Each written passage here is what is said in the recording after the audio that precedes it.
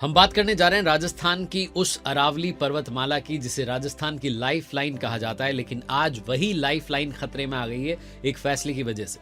सवाल सिर्फ पहाड़ों का नहीं है, सवाल राजस्थान के भविष्य का है। क्या अरावली के कमजोर होने से राजस्थान का एक बड़ा हिस्सा रेगिस्तान बन सकता है? और सुप्रीम कोर्ट ने जो हाल में एक फैसला दिया उसका इस बात से क्या कनेक्शन है, आइए आपको समझाते हैं। दुनियादारी देख रहे हैं आप, मैं हूं आरजे कार्तिक।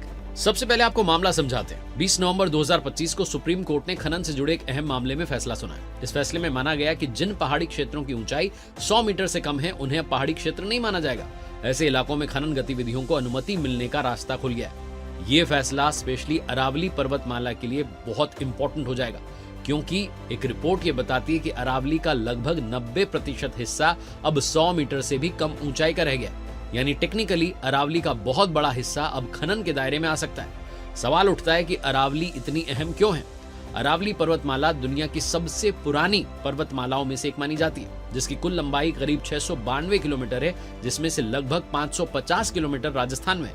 अरावली दिल्ली एनसीआर से शुरू होकर राजस्थान होते हुए गुजरात के पालनपुर तक जाती है। राजस्थान की सबसे ऊंची चोटी गुरु शिखर माउंट आबू में स्थित है, जिसकी ऊंचाई 1727 मीटर है। सबसे अहम बात यह है कि राजस्थान की अधिकांश नदियों का उद्गम अरावली पर्वतमाला से ही होता है। यही कारण है कि इसे राजस्थान की पहचान और लाइफ लाइन कहा जाता है। अब समझते हैं कि अगर ये फैसला पूरी तरीके से लागू हो गया तो क्या हो सकता है। अगर 100 मीटर से कम ऊंचाई वाले अरावली क्षेत्रों में खनन शुरू हुआ तो इसका सीधा असर एनवायरमेंट पर पड़ेगा।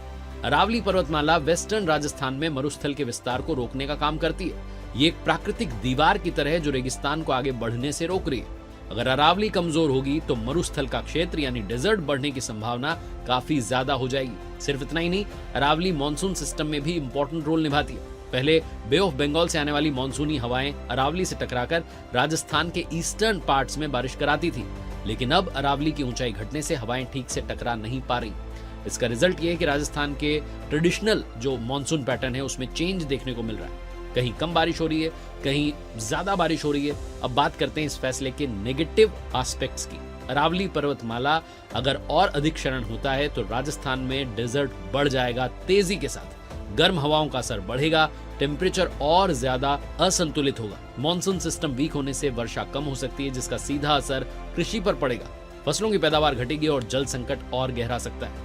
अरावली से निकलने वाली कई नदियां और जल स्रोत धीरे धीरे समाप्त हो सकते हैं। भौगोलिक असंतुलन बढ़ने से भूकंपीय गतिविधियों के प्रभाव भी ज्यादा महसूस किए जा सकते हैं। कुल मिलाकर राजस्थान की जलवायु और पर्यावरण पर इसका गहरा नेगेटिव असर पड़ सकता है। एक्सपर्ट्स कहते हैं कि अरावली की ऊंचाई कम होने और पेड़ों की भारी कटाई के कारण ये पर्वतमाला वैसे ही कमजोर होती जा रही है। 1990 के डेकेड के बाद शहरी विकास, निर्माण कार्य और खनन की एक्टिविटीज ने इस प्रोसेस को और तेज कर दिया। हालांकि 2002 में सुप्रीम कोर्ट ने अरावली में अवैध खनन पर रोक लगाने के आदेश दिए थे, लेकिन जमीनी स्तर पर क्षरण पूरी तरह रुक नहीं पाया। आखिरी में सवाल सबसे बड़ा यही है कि विकास और पर्यावरण के बीच संतुलन कैसे बनेगा। अरावली सिर्फ पत्थरों का ढांचा नहीं है, राजस्थान की जलवायु, खेती, पानी और जीवन से सीधे जुड़ी हुई है। अगर इस प्राकृतिक कवच को नुकसान पहुंचता है तो इसका असर आने वाली जनरेशंस को भी भुगतना पड़ेगा। आज जरूरत है इस फैसले को सिर्फ कानूनी नजरिए से नहीं बल्कि पर्यावरण और भविष्य के नजरिए से भी देखने की, क्योंकि अगर अरावली सुरक्षित है तभी राजस्थान सुरक्षित है।